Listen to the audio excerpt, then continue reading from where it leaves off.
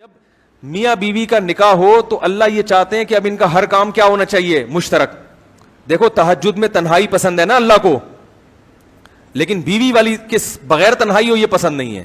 حدیث میں آتا ہے اللہ اس شخص کو دیکھ کے ہنستے ہیں جو رات کو آخری حصے میں خود بھی اٹھتا ہے اور اپنی بیوی کو اٹھاتا ہے, وہ نہ اٹھے تو غالباً پانی کی چھینٹیں مارنے گئے نا, پانی کی چھینٹیں مار کے اس کو اٹھاتا ہے اور وہ دونوں ساتھ مصلے پہ کھڑے ہو کر نماز پڑھتے ہیں. اور اس عورت کی کو بھی دیکھ کر اللہ ہنستے ہیں. یہ ہنسنا کنایا, بہت زیادہ خوش ہوتے ہیں کہ جو تہجد کے لیے اٹھتی ہے اس کا میاں پڑا ہوا ہے تو وہ اس کو بھی اٹھاتی ہے, وہ نہیں اٹھے تو پانی کی چھینٹیں مار کے اٹھاتی ہے اور وہ دونوں مصلے پہ کھڑے ہو کر نماز پڑھ. حالانکہ تہجد میں تو تنہائی مطلوب ہے نا, اکیلے ہوں, لیکن یہاں جہاں سب سے زیادہ تنہائی چاہیے وہاں بھی اللہ کہہ رہے ہیں بیگم کیا ہونی چاہیے؟ ساتھ.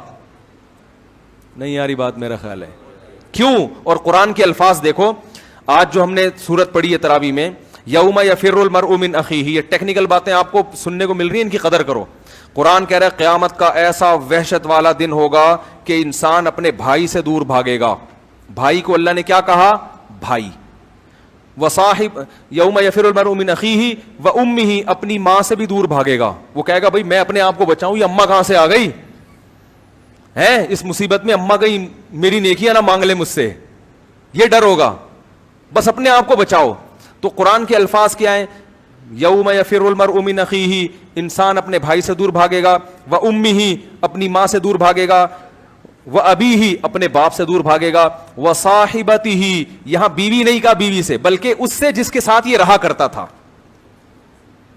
نہیں یاری بات سمجھ میں میرا خیال, حالانکہ رہتا تو بھائی کے ساتھ بھی ہے, رہتا تو باپ کے ساتھ بھی ہے, رہتا تو ماں کے ساتھ بھی, لیکن بیوی کے لیے صاحبہ کا لفظ, صاحبہ کہتے ہیں جو ہمیشہ آپ کے ساتھ رہتی. اس میں اللہ نے بتا دیا کہ عورت کا مقصد یہ ہوتا ہے کہ پھلتر کی طرح چپک گئی ہے بھی تمہارے ساتھ. جب شادی ہوتی ہے نا تو مقصد کیا ہے؟ اب یہ پھلترو کی طرح, اب حج پہ بھی جا رہے ہو تو اس کو بھی لے کے, عمرے پہ جا رہے ہو تو اس کو لے کے, صحابہ میدان جہاد میں جا رہے ہیں تو بیوی کو لے کے جا رہے ہیں.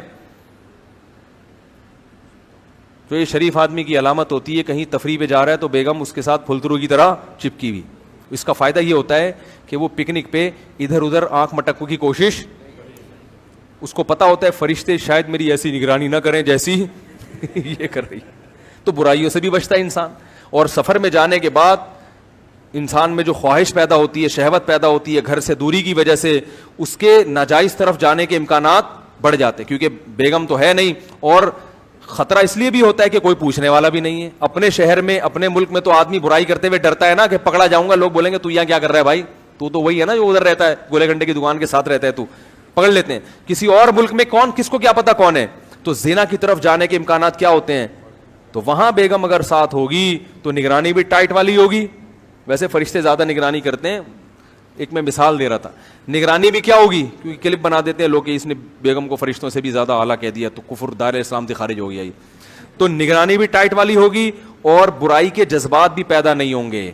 سمجھ رہے ہو کہ نہیں سمجھ رہے؟ تو اس لیے اس کو میں نے کہا بیٹا اس کی شادی کرا دو, اور اس کو بولے دلہن کو لے کے کہاں نکل لے, چلے پہ نکل لے. سمجھ رہے ہو کہ نہیں سمجھ رہے؟